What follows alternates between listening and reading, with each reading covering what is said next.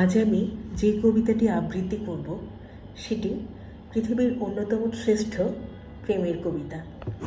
আবৃত্তি করছি বনলতা সেন, লিখেছেন জীবনানন্দ দাশ। হাজার বছর ধরে আমি পথ হাঁটিতেছি পৃথিবীর পথে,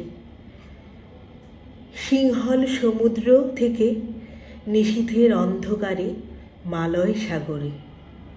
অনেক ঘুরেছি আমি বিম্বিসার অশোকের ধূসর জগতে, সেখানে ছিলাম আমি আরও দূর অন্ধকারে বিদর্ভ নগরে।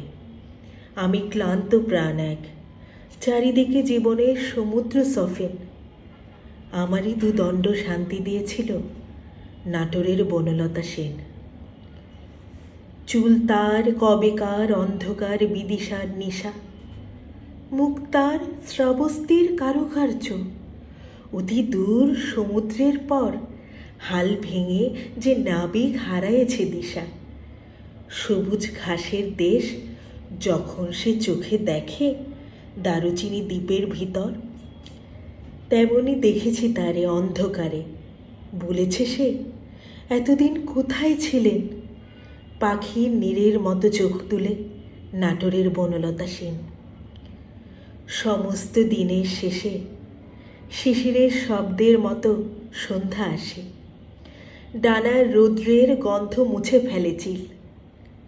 পৃথিবীর সব রং নিভে গেলে পাণ্ডুলিপি করে আয়োজন। তখন গল্পের তরে জোনাকির রঙে ঝিলমিল। সব পাখি ঘরে আসে, সব নদী ফুরায়, এ জীবনের সব লেনদেন। থাকে শুধু অন্ধকার, মুখোমুখি বসিবার বনলতা সেন। ধন্যবাদ।